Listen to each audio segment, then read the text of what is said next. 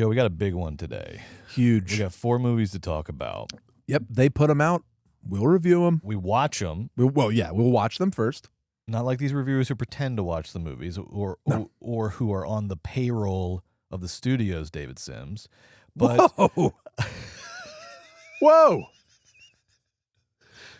I read your Knives Out 2 review. Whoa. Buddy. That was He doesn't believe you're on that. somebody's payroll. He's just trying to Look, have some fun on the pod. I wanted to start off, though, before we get into the movies, I'm going to start off with a little surprise. Okay. For you. And I thought it'd be fun to kick this off because we got a big one here. We got a whirlwind, a cyclone. It's so much. So many movies to talk about. So much to talk about, but also I'm very excited. This week marked the first Sun Valley Limoncello batch of the year, baby. I have a lemon tree in my backyard right here in Sun Valley, California, out in the beautiful San Fernando Valley. And I said, I got to do some with all these lemons. So I started making limoncello every year. That's right. I got a bunch of bottles steeping up in a closet in my kitchen for months. This is, because here's the thing with limoncello. You can get away with 2 weeks. You can get away with 2 weeks steeping. It'll be fine. You can put that on the shelf, Yeah. The pros, though, the Amalfi Coast, the real ones, at least 4 to 5 months. This baby has been steeping for 5 months. What? 5 months. Really? Yes. How long was last year's batch steeping? Last month, I turned them around fast. It was like 3 weeks. This is 5 months. Are you kidding? The lemon flavor is off the charts. I smelled it. I almost passed out. Well, that's the thing about Sun Valley Limoncello. Yes. It's strong, folks. It's strong. It's going to put you on the floor. But we're not going to have too much of it. We're just going to have a little. It's homemade liquor. It's strong. I've got one for you. Oh, really? I've got Margot's got one in the back. Oh my God! There you go. Thank you. So limoncello, in honor of this week's episode of Movies, Baby, and Weekend at Bergman's, in honor of Unfrosted. Cheers to you. Cheers to you. Cheers Thank you so much. This is lovely. To you, Margot. Cheers, Margot. To you. And up and at 'em. Oh, Brett, it's so much smoother than last year. What about that, it's right? So much. It's actually, I loved last year's because I like when things taste like alcohol. But this is still giving me it's limoncello. Yes. But it's also syrupy smooth. I mean, Margot, am I telling tales out of school? What do you think? It's like candy. It's like candy. Oh. My goodness gracious, I love it. And I wouldn't take candy from this baby. Movies, baby. Okay, nice. This week on Movies, baby. Oh, man, we've got a cavalcade of new releases to review, including Jerry Seinfeld's legacy-defining Pop-Tart origin story, Unfrosted, the very expensive Ryan Gosling, Emily Blunt action comedy, The Fall Guy, some horror thing that Joe saw called Tarot, and Jane Schoenbrun's sophomore feature for A24. No, they did a documentary. Third feature for A24. I Saw the TV Glow. Joe, are you ready? You know it, Brett. Then roll that theme song, Margot. Oh, there it is. Another sip. Yeah, this is good, Brett. I really like this. Oh, my God. I can't get enough movies, baby. I can't get enough movies, baby. But how about you? Do you have it bad, too? I know you do. Otherwise, you wouldn't be here. I do. Whenever one ends, it's like the death of a friend. I get to wishing that there were 2 more reels. Then a voice cries out, "Move, baby, you're in my seat, and you don't want to mess with who the Philly movie freak." He's feeling himself. He's got his limoncello. I can't get enough limoncello. I can't get enough limoncello. Hey, how about you? Oh, yummy, yummy. I know you got it bad, too. I've got it bad. For every night of the year, like the moon I appear at all the hottest limoncello factories all over town. Cut to black, roll credits. Whoa, baby, I'm lost in a fog, and I need someone to talk to. Hi. Hey, it's the Georgia movie dog. Dog. I can't get enough movies, baby. I can't get enough movies, baby. I can't get enough movies, I baby. can't get enough movies, baby. Welcome to Movies, Baby, the weekly show where we break down the hottest movie news, review the latest releases, shout out forgotten classics, and prophesy the future of Hollywood. I'm Joe Cilio, a.k.a. the Philly Movie Freak, and I'm joined, as always, by my co-host, Brett Boehm, the Georgia Movie Dog. Go Dogs! Joe, I don't want to waste one more second because we're already, to be honest, we're already a little late to the Unfrosted game. The internet has been dusting off their best roast material all week to take down Jerry Seinfeld's pretty much universally reviled Pop-Tart movie. Yep. But I've been dying to get in on the fun, so here we go, baby. You've been just sitting on a pressure cooker for a week, ready to burst. Are you ready to finally feel some catharsis and talk a little bit about Unfrosted? I am ready. Hit me with it.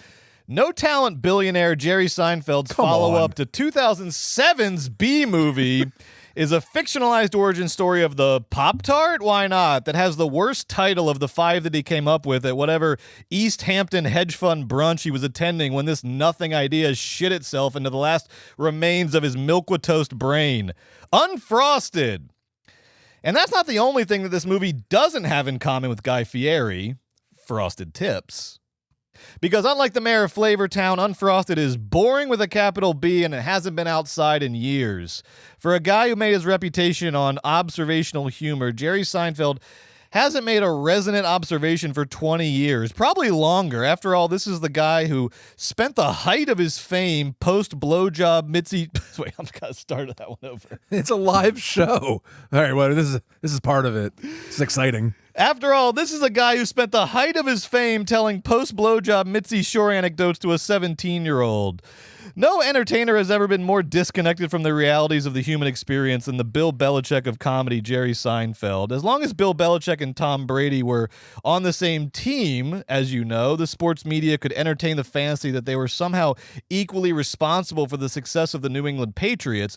But after they split ways, one of them went on to create Curb Your Enthusiasm, and the other one couldn't get a job with the Atlanta Falcons. My favorite team, by the way. Unfrosted. Directed, written, produced by, and starring Jerry Seinfeld. It was the story he had to tell. Let's start with directed by. To call the camera work in Unfrosted stiff would be an insult to stiffness.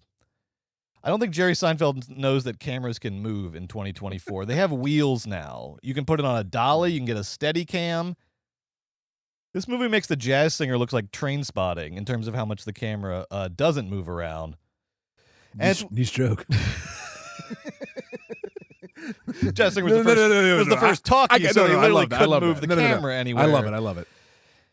And look, it's one thing to be efficient with your scenes. It's another to be completely impatient with them. I've never seen a movie be in more of a rush to be over than Unfrosted. Every scene rushes to the next scene as quickly as possible, as though to say, oh boy, that sucked. Maybe the next scene will be better. And it's not. It's usually worse. Written by Jerry Seinfeld and like 4 other guys. This script would make way more sense if it was the sketches that Jerry Seinfeld got paid to write for the Kellogg's annual corporate retreat than an actual movie, and even then it would need a punch-up. This script wouldn't make Jimmy Fallon laugh, but it's not just that it's painfully, relentlessly unfunny, it's that it's so lazy and incoherent. Here is just one example of many.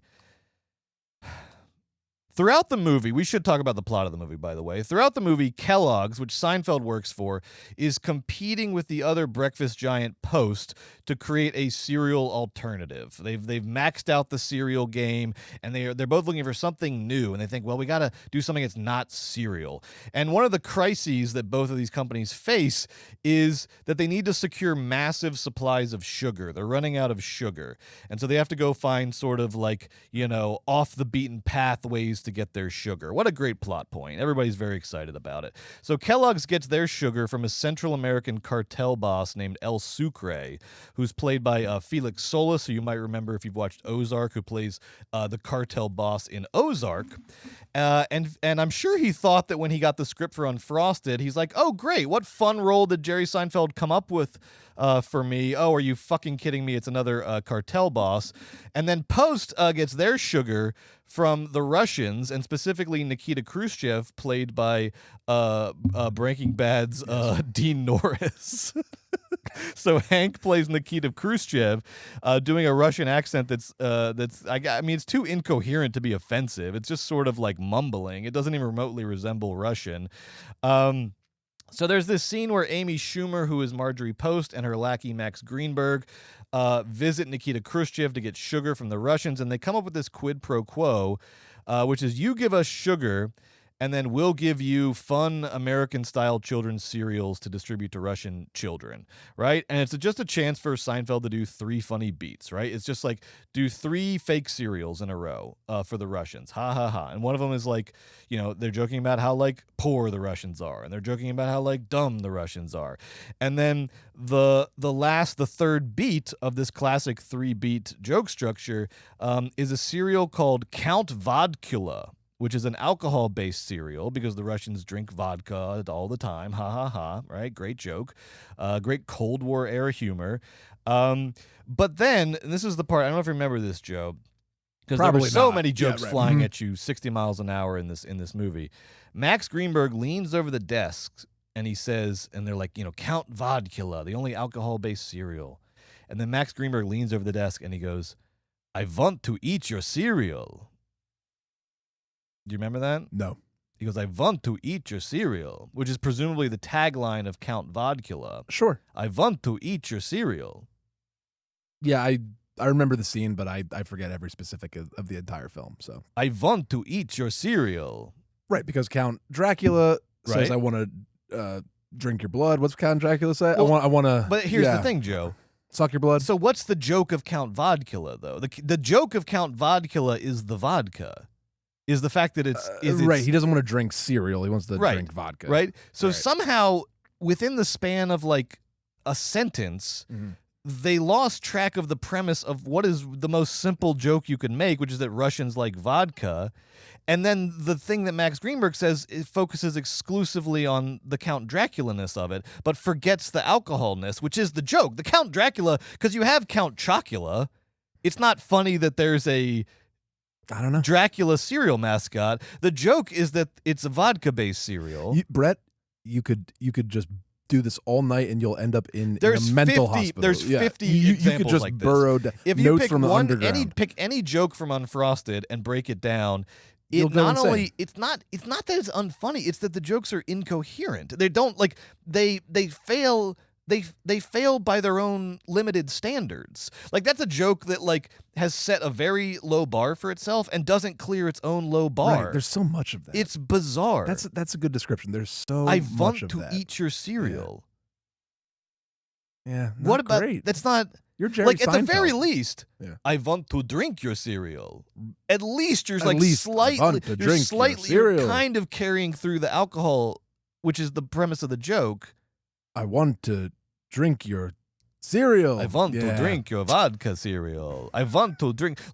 This is what, look, we're in the writer's room now. We're throwing out, we're pitching. We're pitching. We're doing it. Yeah. Because there's so many moments in this movie where, what Max Greenberg said, I want to eat your cereal. Yeah. It's the very first thing someone says in the writer's room. Right. Okay, yes, right. That's what Count Dracula, I want to eat your cereal. Okay, but this is the vodka cereal. So how about I want to drink your cereal? And then someone else who's funnier than me says the really funny version of it that I can't think of right now.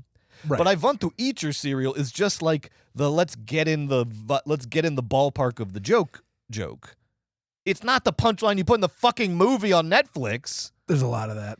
It's shocking. There's a lot of that. It's shocking. Yeah, a lot of jokes that don't work. A lot of jokes that kind of work, and there are some jokes that work, but they're not funny enough to be in a movie. Directed by Jerry Seinfeld, written by Jerry Seinfeld, starring Jerry Seinfeld. Let's talk about Jerry Seinfeld's performance. Yeah, what'd you think of Jerry Seinfeld's performance? He's a terrible, unresourceful actor. I don't know what else to say. His line reads have the dramatic rhythm of your exhausted dad reading you a bedtime story. Honestly, the best way I can explain this is, and this happened in Notting Hill. You know that classic scene in a movie where there's two people that they're usually dating, they're getting to know each other, and one of the people in the relationship is an actor, and then the other person in the relationship who's not an actor is like, oh, I'll help you run lines. Sure. Right? Like Hugh Grant does in Notting Hill. It's a scene you've seen 100 times before. And then the person who's not the actor is bad at reading the line because they're pretending to not be an actor. It's an actor pretending to not be an actor, right? So in Notting Hill, in this scene, Julia Roberts will be like, Mr. President, we have to act fast if we're going to stop nuclear war. And she's really good. And then Hugh Grant will be like, okay, like what are the launch? Like I need the launch. Like I need to prevent the launch codes from falling. Like That's how Jerry Seinfeld actually acts in this movie. He's like the actor pretending to be a bad actor in the scene where they run lines in Notting Hill or in whatever other movie you can think of that has that scene. And I can forgive Jerry Seinfeld for not realizing that he personally is unlikable as a person, which he clearly does not realize, because he's so sort of shocked by criticism, which is why he's off on this whole, like, you know, wokeism is ruining comedy. And it's like, no, people just don't like you and you're bad at this. I can forgive him for not realizing that he's unlikable because that's a fairly human trait. I don't know. I probably don't know the ways I'm unlikable to other people. You're blind to your own unlikability in certain ways. I can understand that. What I don't understand is how he doesn't realize that his character in this movie is unlikable. This is like a deeply, deeply unlikable character.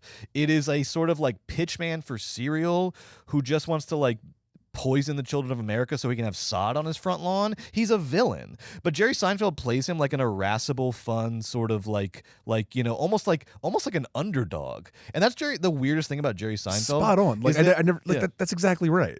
No matter how much money Jerry Seinfeld gets, no matter how much power he gets, no matter how much influence he gets, he literally, despite how bad this script is, Jerry Seinfeld snapped his fingers and got the entire indie comedy scene in this movie, and A-list comedians, just Amy Schumer, Melissa McCarthy, etc. Everybody you could think of. He just can't grasp that he's a villain of life. He can't, like, himself or the characters he plays. He still thinks of himself as this sort of like underdog. It's bizarre. It's truly bizarre. And the way in this movie, the way that he like ropes Melissa McCarthy into like, he sort of like tricked Melissa McCarthy into being his like comedy partner. Like they're doing like a Martin and Lewis sort of thing, to use a reference that Jerry Seinfeld would appreciate. Like they're doing like a like two-hander back and forth. They already have bits. Like before the movie even started, they have like bits. These two people had bits going back into history. Like they have, and it's like Melissa McCarthy deserves way better than this. And Jerry Seinfeld, you don't get to just like, I know you made Seinfeld and you're a billionaire and you can snap your fingers and make Unfrosted. You don't get to just like suddenly be Melissa McCarthy's comedy partner. You don't have the chops. B, it's rude. C, she's nice and kind and like and great at her job. So she like she somehow makes the lines work. She gets away They're from not this whole funny, experience but she like scot-free. Melissa McCarthy's the lines. I think I don't think one iota less of Melissa. After she just like does her thing, like takes a job and does her thing and is totally fine.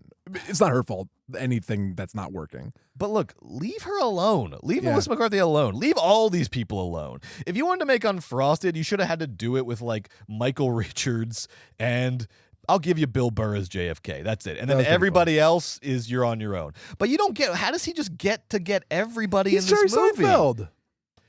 Yes, he's Jerry. Exactly. Let's redefine. This is the start of it, okay? Somehow he got through B-movie. Somehow he got through dumb comedians in cars. Now is the time that we redefine what the word Seinfeld means in popular culture.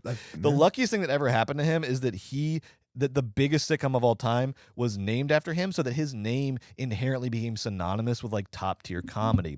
But that was a mistake because he's the worst part of the show. That show should have been named Elaine. It should have been named Costanza. It should have been named Kramer before it was named Seinfeld. It should have been named Larry David. But his name became synonymous because he was the sort of the main character of the show. But now he has sort of tricked the world into thinking that because his name is Seinfeld, it's like if you know, you were you're like the 8th generation of Kleenex. You're some Nepo baby of Kleenex, but because your last name is Kleenex, you're synonymous with like the best like tissues in the world, even though you don't know like your ass from your elbow because you're just he just tricked the world into thinking that he's a great comedian because his name was the name of the best sitcom ever, but he did the least work to actually make it the best sitcom of all time. And now that's becoming clear, to go back to the Bill Belichick analogy. Tom Brady's in Tampa Bay, baby. Larry David has finished Curb Your Enthusiasm. Though even with the bad final seasons, the word is out.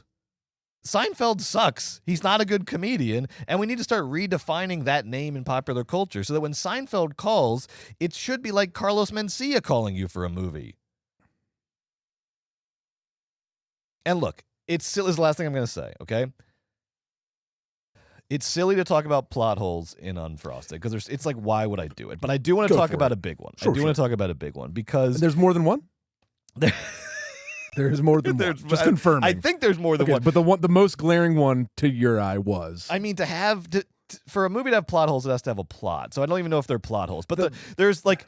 The main arc of the movie is a plot hole, which is the one I want to talk about, which is that the movie is about Post and Kellogg's quest to create the Pop-Tart. They're in like a space. They're in like a space race, which is the analogy is made literal by the way they film the Pop-Tart as though it's like the space. It's the right Apollo stuff, but with taking Pop-Tarts. off. It's the right stuff with Pop-Tarts, right? It is. So it's the space race, but for Pop-Tarts, Post versus Kellogg's. The flaw in the story is that at the very beginning of the movie, they're like 99% of the way there. They've basically already created the Pop-Tart.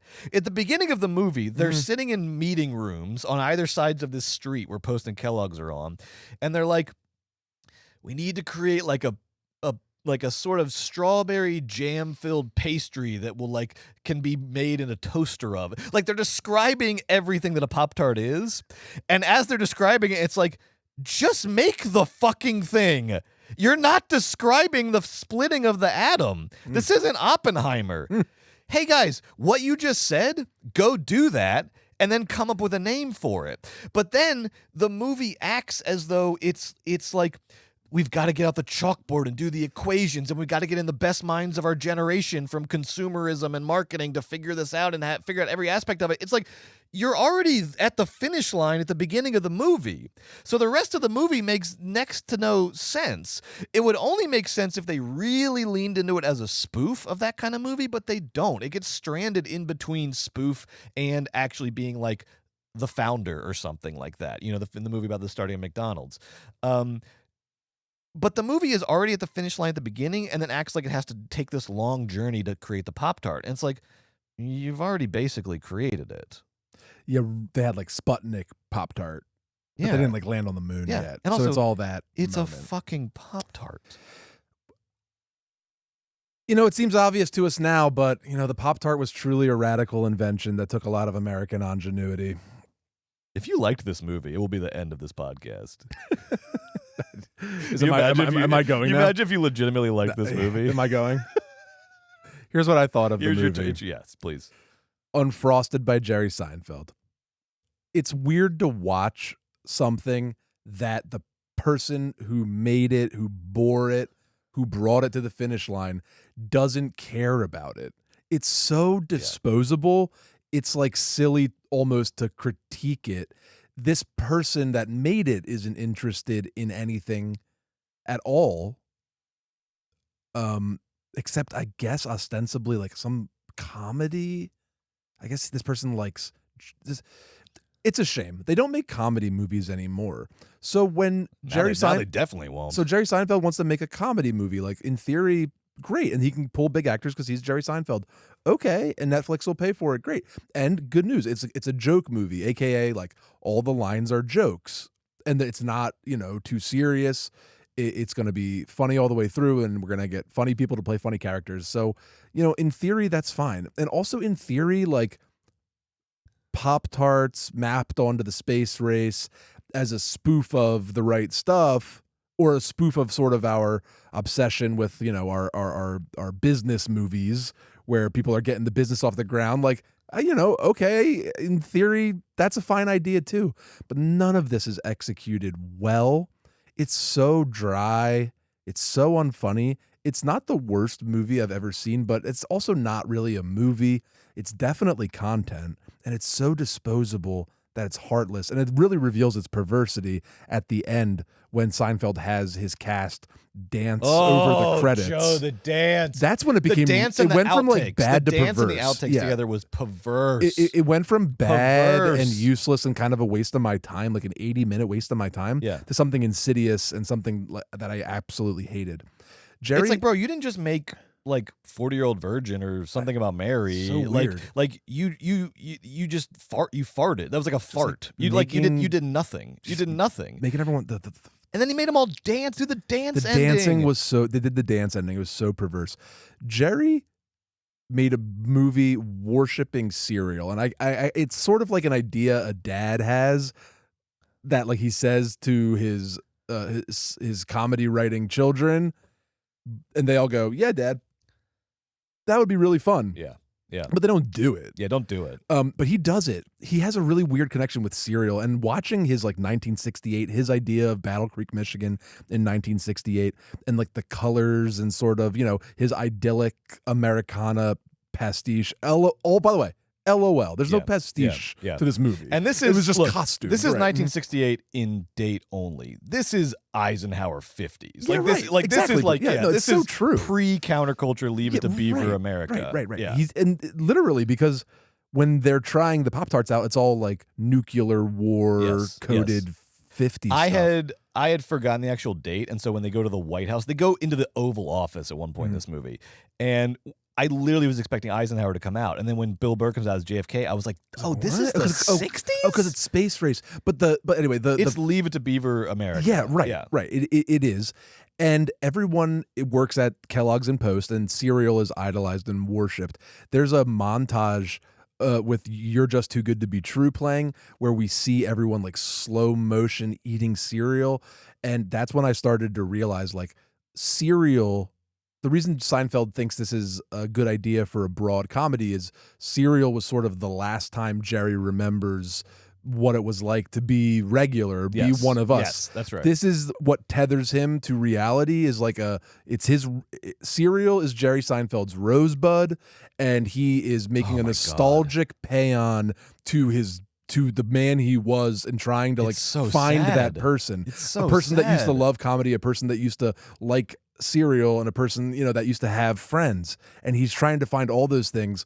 And apparently not only do I realize that he didn't find it when I watched the movie, but also apparently this was an unfun movie to make that nobody enjoyed, and you could tell when the bloopers started rolling that there were no bloopers because no one was having fun, because this looked like a miserable little movie, but ultimately like disposable, ultimately like not important enough to be bad, just content of the highest order. You're so right though, Joe, because I watched way too many of Jerry Seinfeld's press appearances around this movie, because the big question is why. Like you made Seinfeld, you make a B movie in 2007, then you take longer than fucking Jonathan Glazer to make another movie, and it's this? So weird. It's a movie about Pop-Tarts, but I think you're absolutely right. I think this movie, because it's not just about Pop-Tarts. There's so much like sort of arcana from the 1950s and 60s in this, like the what is it, like the Sea Monkeys and Chef Boyardee and like all the things he remembers from it's humanity. All of this stuff, right? Yeah, it's all this stuff from his childhood, and it is ultimately not just about Pop-Tarts. It is a love letter to all the dumb, archaic elements of American culture that got flushed out by the counterculture. Right. He's like going back pre-counterculture, pre-youth movement, pre-Vietnam, Watergate, et cetera, and it's a love letter to that mind-numbingly dumb era of American culture that spanned, the post-war to late 1960s period, that first like wave of just consumerist garbage culture, that to Seinfeld was a utopia, right? Because nobody was talking about cancel culture, nobody was talking about civil rights, no one was talking about anything. You could just like sit on the floor and eat a Pop-Tart and watch TV, and pretend that was the entirety of your world. And that's what Seinfeld in his dotage is trying to get back to, and that's what Unfrosted is ultimately about. But even he can't commit to the bit hard enough because he's embarrassed by the bit. He's embarrassed by he's embarrassed by the reality of the movie, I think. Maybe, or he's just uninterested. Or he had lunch, or he literally had lunch. He's just 12. uninterested in everything. That's his affect. Yes. That's the energy he brings to every interview and everything. And it's like, okay, then I'm also uninterested in your movie, Jerry. And you can't criticize me. I didn't think it was very funny, and I don't like it. Also, a note on Jerry's anti-woke, we can't do comedy anymore because of the wokeness, and the left has destroyed comedy. Such a funny take. So funny. From a man funny. who has made 2 movies about the grocery store in over 25 years. It's just like a bizarre take. And also like, a man he's who famously clean. The famously clean comic. Like a man what who is can the problem? snap his fingers and get an A-list retinue plus like the best of the indie comedy world in his movie. So, like, bro, you have the world at your weird. fingertips. You can say and do whatever you want. No one's stopping you from doing And so can anything everybody. except you. And so can except your everybody. own limited talent. The only limitation on you is you. It's not the world. It's not wokeism. It's you, baby. You made you made like to think how bad Netflix original comedies have been. And then Jerry Seinfeld was like, you know what? You know what's going to make Netflix original comedies better is a nice dose of like 50s, early 60s nostalgia. It's kind of weird. This movie is the Sha-na-na of Ricky Stenicki's. I like it. I was thinking earlier this week, Ricky Stenicki is much funnier than Unfrosted. It is. Yeah. We're getting, and I'm sorry to Sha-na-na. They don't even deserve to be part of that comparison. Brett, if you don't mind, I want to quickly run through the cast and give everybody a letter grade for their performance in Unfrosted. Starting with Jerry Seinfeld, F. Melissa McCarthy, F-. A-. Jim Gaffigan as Edsel Kellogg III, the head of Kellogg's. Going to give Jim a C-. Max Greenfield. I put him at a B. Okay, Max Greenfield. I'm going to give. He plays Amy Schumer's assistant. I'm going to give him an F. I thought he was Zachary Quinto for the first two scenes. Hugh Grant as Tony the Tiger. Do you know that Hugh had to send an audition tape in? The first audition tape that he submitted for in the past 30 years. Just for that alone, Hugh, you're going to get a big fat D. Hugh gets an A+ from me. He kills in this movie. Amy Schumer as Marjorie Post, F.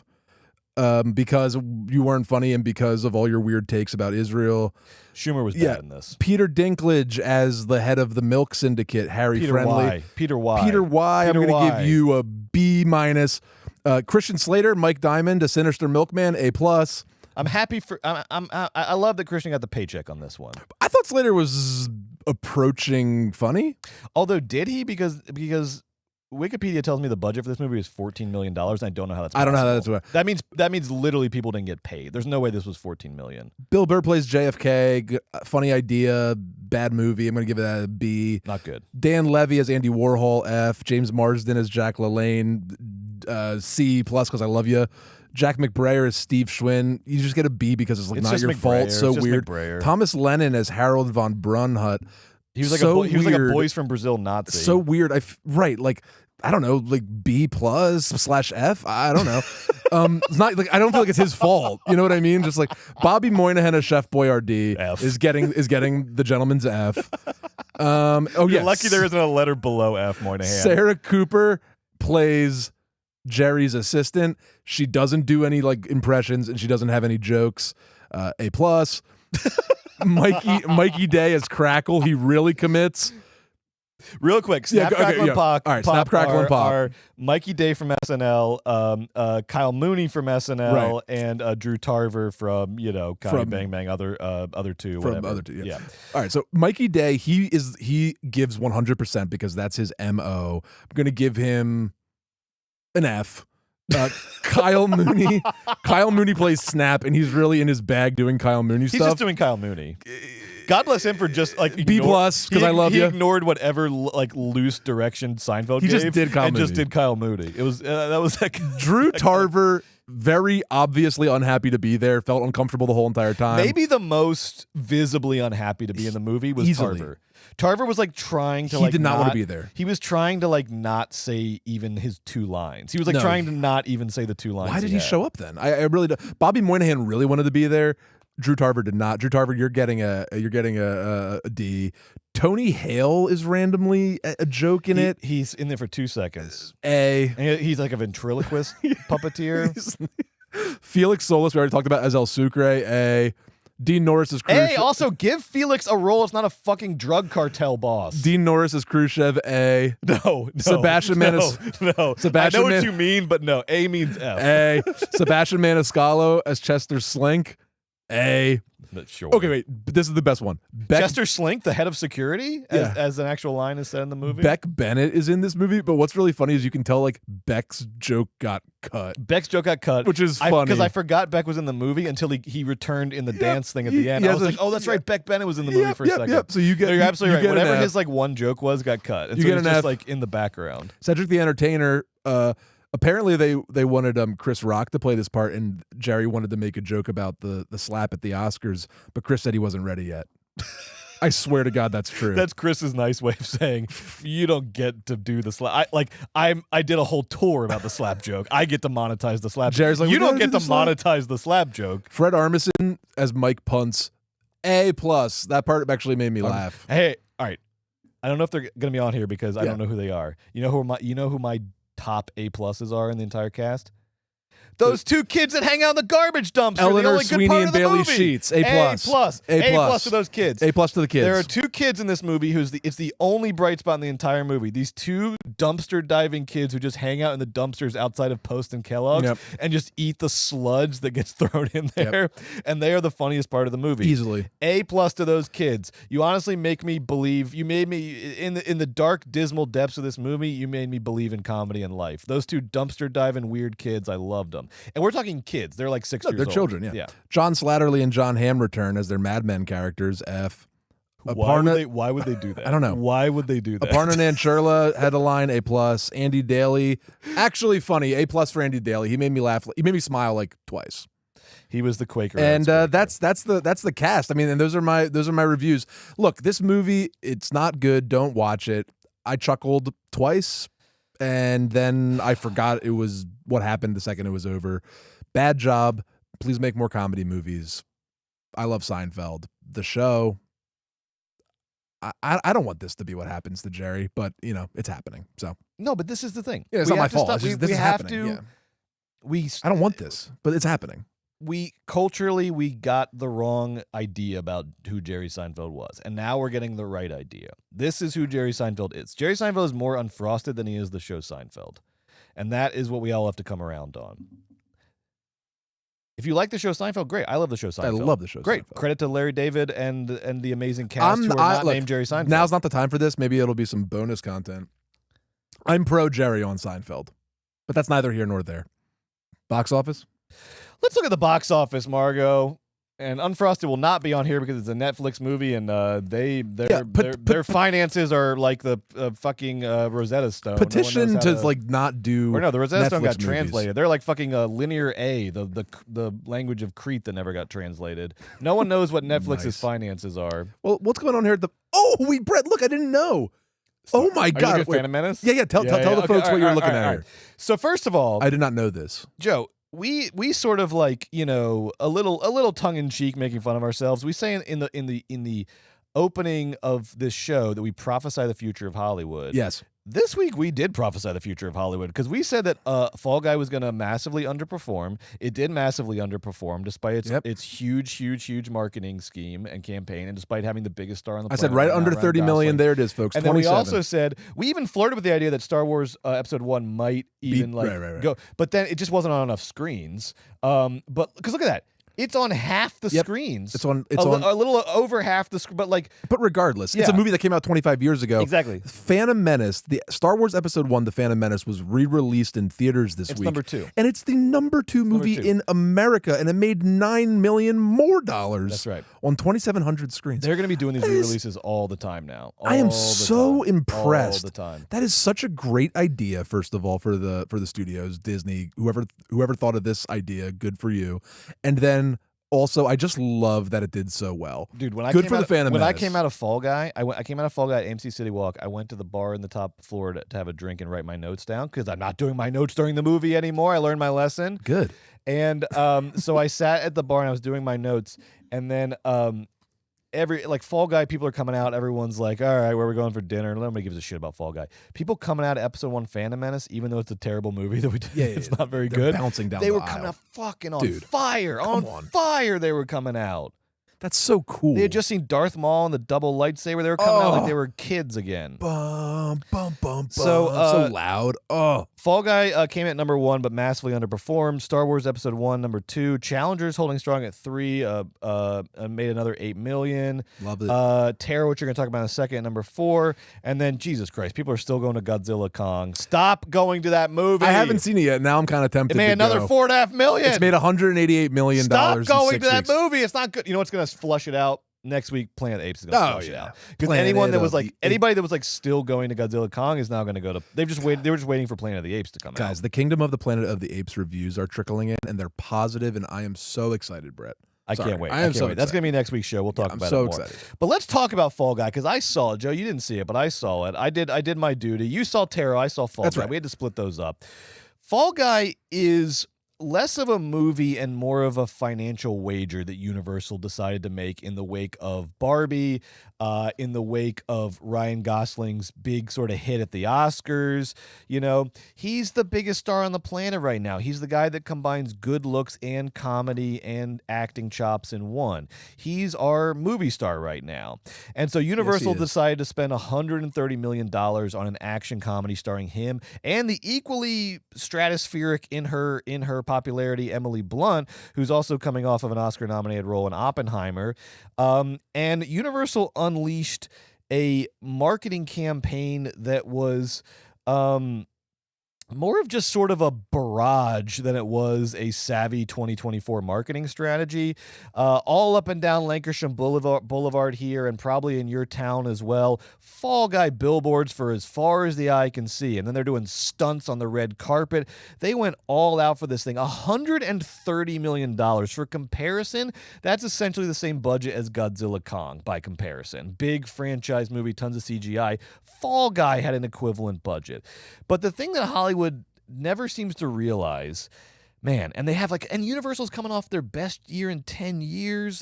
They're coming off of such goodwill, and then they do this. They put all their money into the Fall Guy. Because the thing they never seem to realize is that audiences are not as stupid as they think they are, and audiences can't just be just sort of bludgeoned into submission on things. And specifically, audiences often sort of sense what the game is leading up to a movie's release, right?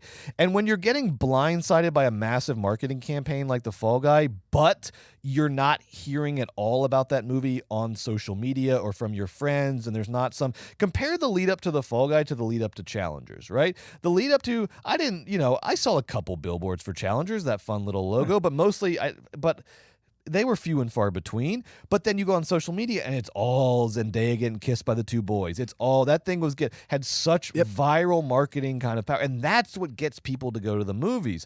The Fall Guy, though, you're getting bludgeoned over the head by the official marketing campaign, but then you're not hearing about it at all through the sort of back channels of social media and your friends. And so there's no grassroots to it. So look, I'm patting us on the back. It was not a big reach for us to predict that this was going to be a bomb. It had bomb written all over it. It had underperforming written all over it. But the thing is, it shouldn't have been a bomb, because it still made, it's up to it's closing in on 30 domestic. It's closing in on 70 million total international right now. 70 million and I know it's not original because it's based on a TV show, but nobody knows the TV show. It's basically an original premise. It's not a franchise. An original action comedy already making 70 million internationally in its first weekend. This movie should have been a success. The big problem is that they spent $130 fucking million on it. What did they buy? It's unnecessary. I will tell you. Yeah. Because look, by comparison, that's like I said, that's the budget of Godzilla versus Kong, Godzilla X Kong. Monkey Man, by comparison, was $10 million. $10 million. Well, snaps from Monkey Man. And looked so much better. So much better. As you're watching the Fall Guy, you immediately realize, even if I didn't know the budget, the first thing I'm picking up on is that this movie is spending money like crazy for no reason. There are virtuoso, the movie starts with a crazy he's doing the Touch of Evil shot. He does this uncut crazy fucking shot with 100 extras to start the movie, and it is wildly unnecessary. The all the bravado of the movie, which is what cost $130 million, does nothing to the effect of the movie. It doesn't. There is a and I'll tell you really quickly, The Fall Guy. You know it from the trailer. You know what the plot is. But Ryan Gosling is a stuntman. He's in love with Emily Blunt, who is a camera operator who becomes a big time Hollywood director. actor. Ryan Gosling has a bad fall. He gets out of the stunt game, but then he has to come back because he thinks Emily Blunt wants him to be a stuntman on her big movie, okay? So then he becomes a stuntman on her new movie, but then he gets wrapped up into this like crazy like murder that the lead actor is involved in, and then he has to become part of like a real like sort of action thing going on where he has to sort of get to the bottom of this murder that involves the lead actor and find where the lead actor is. And then it leads to this big thing, this big sort of blowout sort of, finale, blah, blah, blah. But one thing they do that is so unnecessary and probably cost fucking $50 million of the $130 million budget is the movie within the movie is it's Dune meets Avengers Endgame. It's like a big franchise comic booky kind of movie. They like make that movie. Like there are scenes in The Fall Guy that are like the movie within the movie, but it's not like you're behind the scenes. It's like you're seeing that movie. It's like it's like for no reason they made like 20 minutes of Avengers Endgame to put in The Fall Guy that does nothing to the movie. Would you rather have watched The Fall Guy or that movie in full? The Devil You Know or The Devil You Don't? Probably the other movie, just because it's like a space western and it looks so bad. What's it called? Do you remember? Oh my God, I don't even remember. Shit, See, sorry. No, Joe, Yeah. this is the point. This is the point. I watched this movie, I was taking notes. I was watching this movie like academically, and I don't even know the name of the movie within the movie. It's called like Moonstalker or something like that. Okay. That's how like much it doesn't matter about the movie within the movie. And they spent, it must have been like 50 million on the CGI to make the movie within the movie. It is so unnecessary. It is money down the drain. It is money down the fucking drain. If they had been smarter, this movie would have been a smash success, and the Ryan Gosling fucking success rocket would still be in orbit and would not be sort of starting to teeter.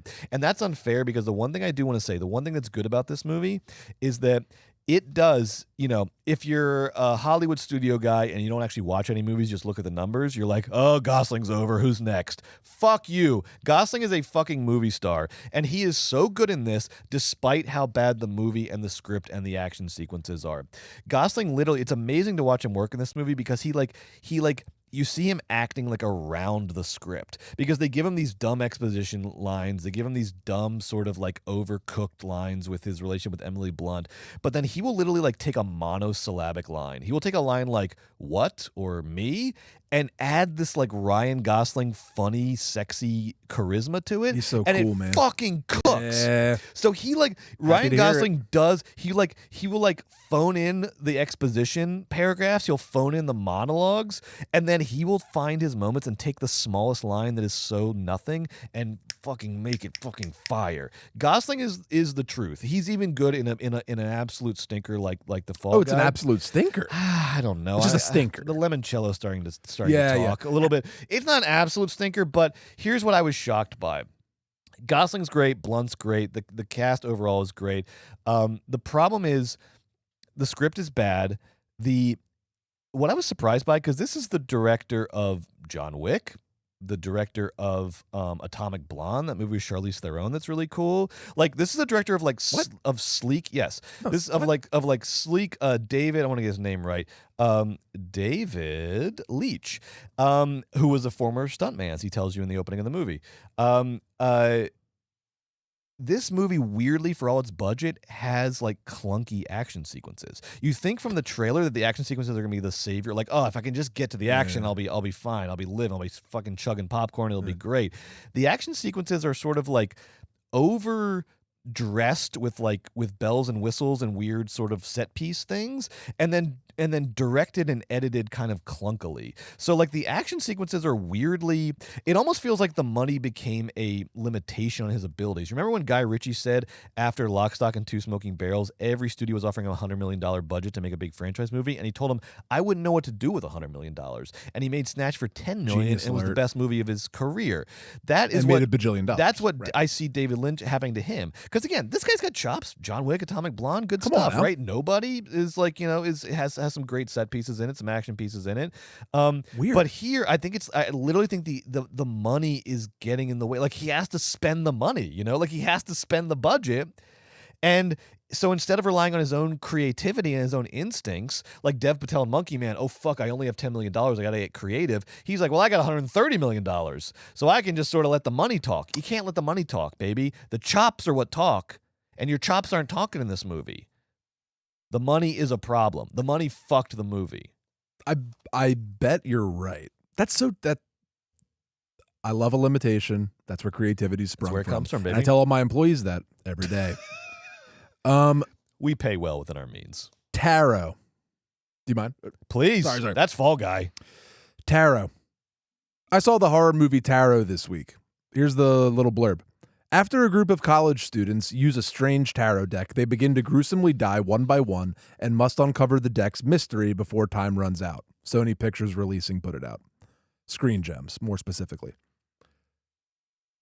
Directed by and written by Spencer Cohen and Anna Hallberg in their feature film directorial debut. They worked with Screen Gems on a short in 2022 starring Sophie Thatcher, and then that turned into this movie Tarot. I want to like movies. I want to root for horror, and horror's popular, and that's beautiful. But guys, literally, what are we doing? This is a Final Destination retread minus all the things you love about Final Destination, and also a good idea. Like, so basically in this, they do a tarot reading, and then the main tarot card that they get pulled from their tarot reading is the demon that's going to hunt them and kill them, right? So, oh, I got the devil. Oh, the devil's going to come and get you. Oh, I got the hanged man. The hanged man's going to come and get you. And that's exactly what it does. There's some nice creature effects here, but folks, there is a online or in film discourse, you'll hear people talking about the movies are too dark to see them, right? And then the people talk about screen resolution, or you got to fix your colors on your TV, or you have to turn up your brightness on your iPad. But I'm in the movie theater. I'm in a movie theater in freaking Burbank, California, in the center of a gorgeous multiplex, gigantic screen movie theater with nobody around me. There's no lights, surrounded by. I could not see a damned thing. Are lights too expensive now? It would be one of the first things I'd rent if I was fucking making a movie. Put the light in behind the camera and point it at the actors. This is getting absolutely out of control. I get it. You only had $10 million to make the movie. I get it. Like, it's cheap. It's a you use it because you have so little money, and you don't have enough to pay the art directors to make the set look good. You don't have enough to pay the costumer to make the costume look good. You don't have enough faith in the actors to do anything, and you don't have any scares so you're going to make it dark to give it the idea of being scary. It's so ridiculous. It's completely offensive. It's totally stupid, and it makes you look like you're bad at directing. And I don't think, this movie's not good. It's one movie that you made for Screen Gems. I don't know what you're like. I'll watch a couple more of your movies, folks. But the lights suggest and the scares suggest that you might just be okay at this thing. Joe, the poster, I make these little graphics for the bottom of the screen. Yeah. The poster for Tarot was too dark. It I tried to use it for these graphics. It didn't read. It just looked like dark sludge. I'm not hyperbolizing. I had to use these promo photos I found. The poster itself is too dark to make sense of. What are they doing? I'm not being snobby. And then we saw a movie I saw the TV Glow, where there's plenty of darkness in the frame, but color and light utilized. It's the interplay between brilliantly the two. Because you're making a movie. Yes. For fuck's sake. Turn the lights on, No, people. it's actually You don't have to turn them to 11. It's offensive. But turn them on. We are in a war. They don't have to make movies anymore. You know that, right? They can just stop one day if it's not making everybody money. And people like to blame every reason on God's green earth for why people aren't going to the movie theaters anymore and why cinema is on the downswing. Do you know what it really is? It's not Netflix. It's not the phone. It's because somewhere along the way, everybody collectively forgot how to shoot a movie. Everybody knows how to shoot coverage, and that's great. And I hope everyone had a really nice, safe time on set making the movie. But my God, folks, you're killing the art form. It's upsetting. It's a horror movie. What couldn't be more fun? Light a horror movie. Watch a horror movie and then shoot it like that. It is really fucking pissing me off. And I'm sorry Taro's like getting most of my wrath. Maybe that's not fair. But it just is what it is. Like you sorry Taro. You poked the bear. I'm so upset about that. Folks, I want to start a new thing here. I've seen 5 of the 8 to 10 horror theatrical releases so far. I will catch up on my January, February allotment. And I'm bringing to you Movies Baby's first ever 2024 horror power rankings. Oh! Horror power rankings. These go up and down as my mood changes, but let's go through them. Number 1, clear, easy number 1. Number 1 with a bullet, number 1 with a whole fucking gun is The First Omen. That movie had a lot of things going for it. It was awesome. It looked awesome. It was visually good. Number 1. You could see it. Number 1. You could see make it. sense of what was happening on the screen. Number 1. First Omen. Number 2, gonna go with Immaculate. It's it's a way step below First Omen, right? But man, this movie so far, horror movies this year stink. It hasn't been a good year so far. Immaculate 2. 3, gotta go. Abigail, a piece of shit movie, and it's wow, 3. We're already at Abigail at 3. 3, piece of you shit hated movie. Abigail. Terrible.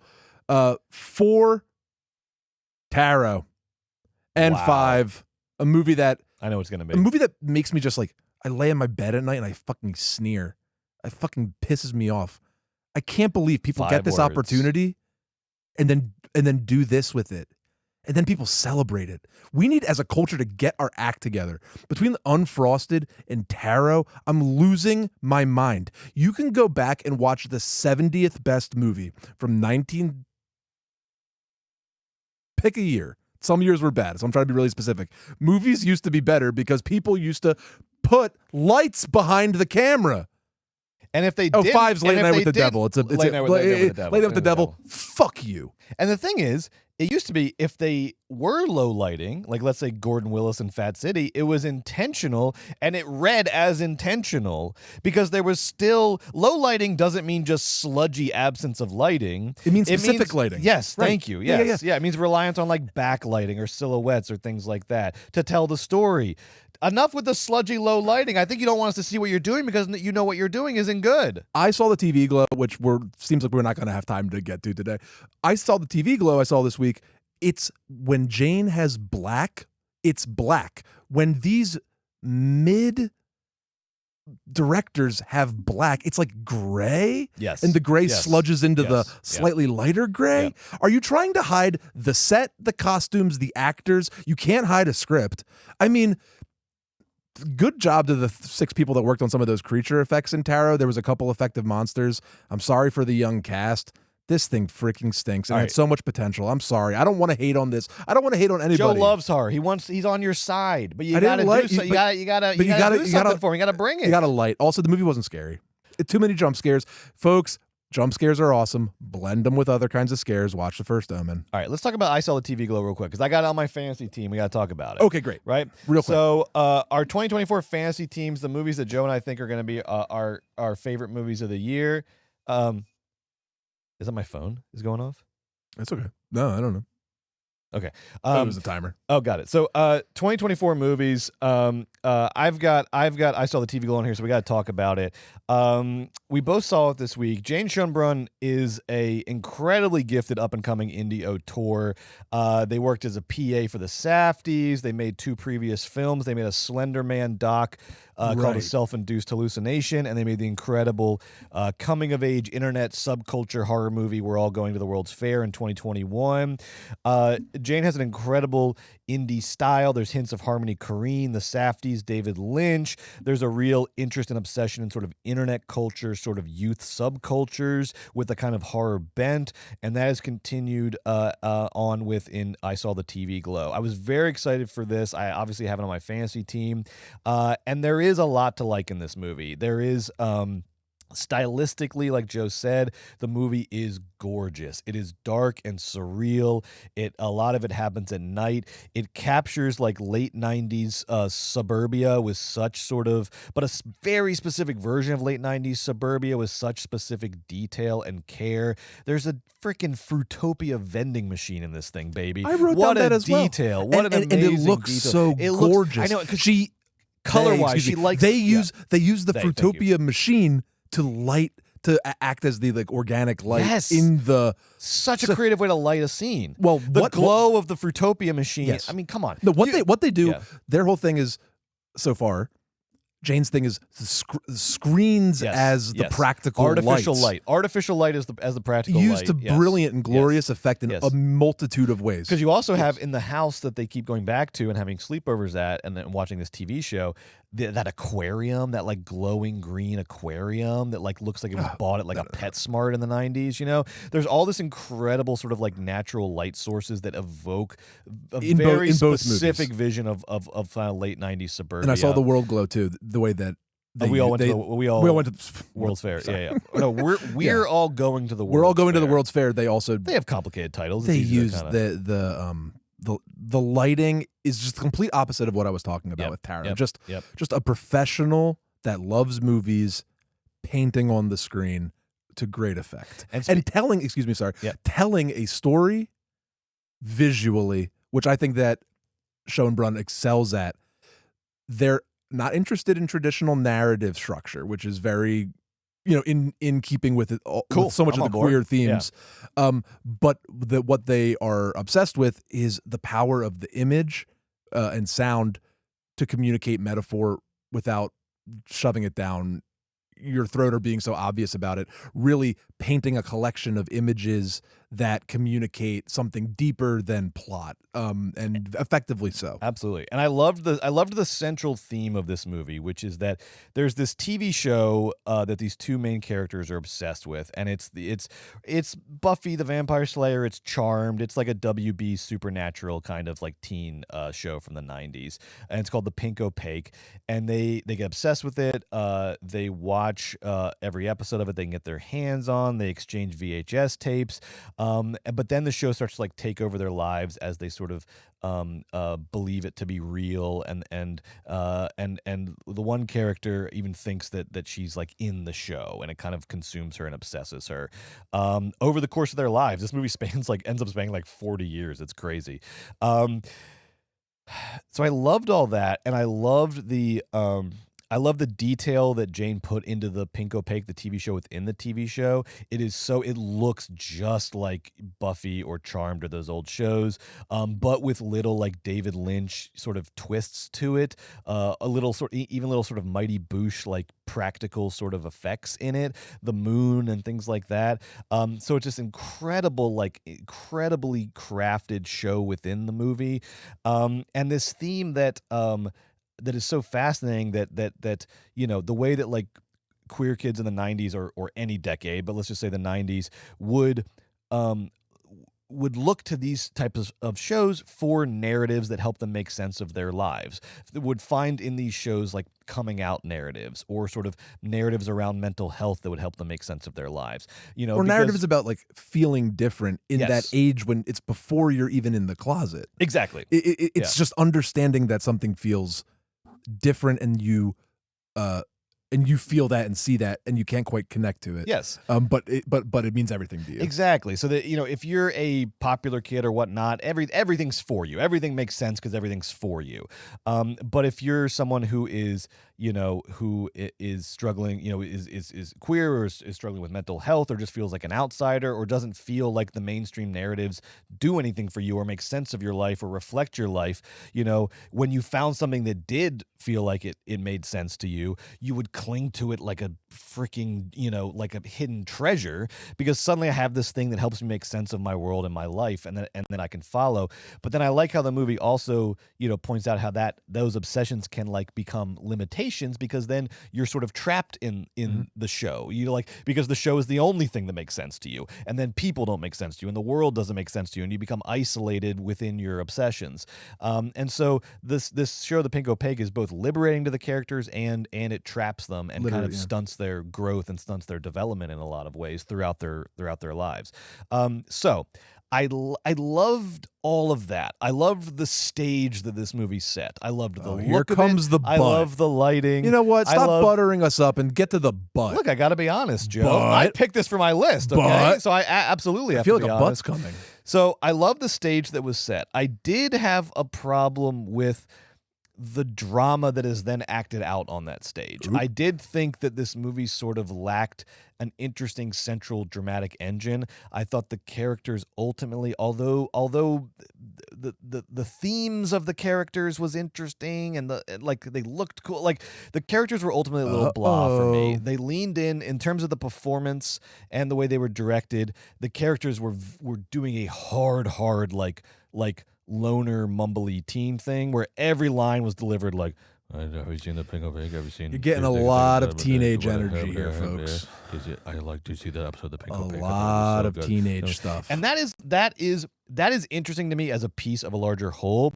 But it was just done so aggressively and repetitively. It was kind of the only tone that our main characters lived in, and I thought it really limited what the movie could do. It was a movie that never felt like it really found its edge. It never found like its engine. It never found like its sort of driving purpose. Even though I know what it was trying to do, it never, in the way it was executed, it was a movie that always felt like it was kind of at the starting line and never got going really. And I wonder, one simple thing is it was a movie that constantly was flirting with horror but never went hard into horror, and I think that could have helped the movie a lot if it had leaned into just gone for horror. You're right there. You're right at it, and you're kind of flirting with it. There's moments of Lynchian horror that are really affecting, but then the movie will back up and be back in sort of mumbly teen mode again and slow down, and everything slows down.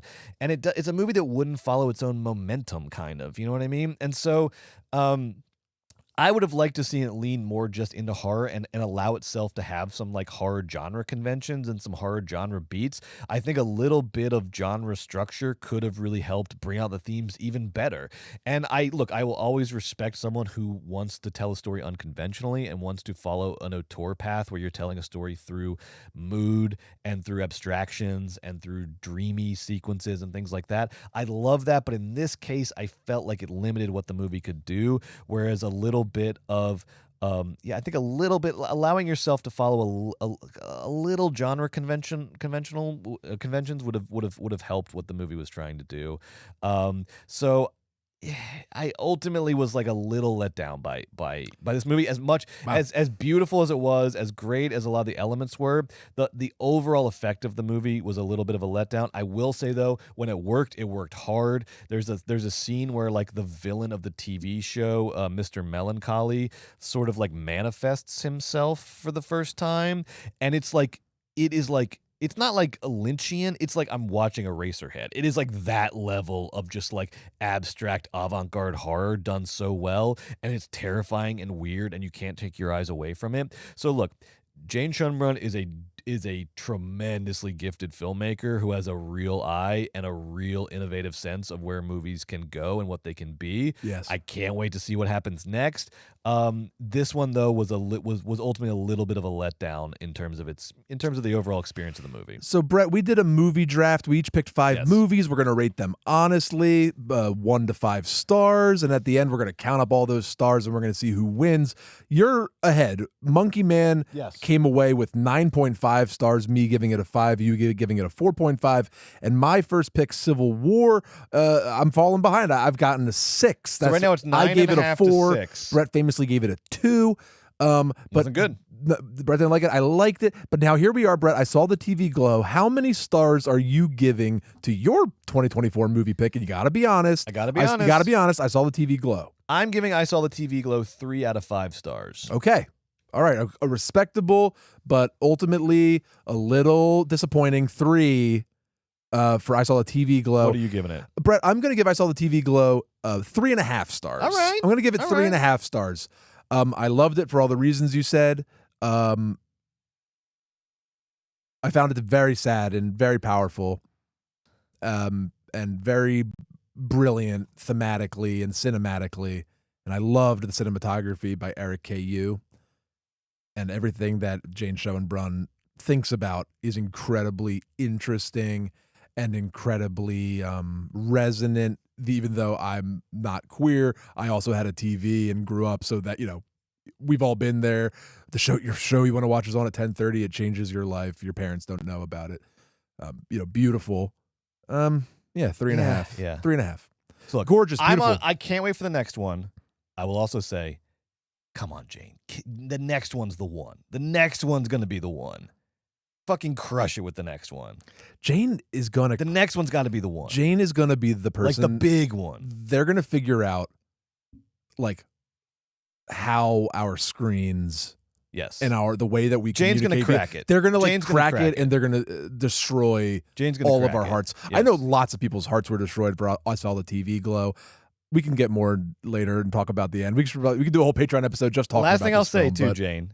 Don't be afraid of genre. I know you're a badass. You're a fucking badass auteur. Don't be afraid of a little genre. It can be the key that unlocks the whole fucking thing. Well, that's why We're All Going to the World's Fair worked so completely. A movie I liked a little bit more. I liked it more too.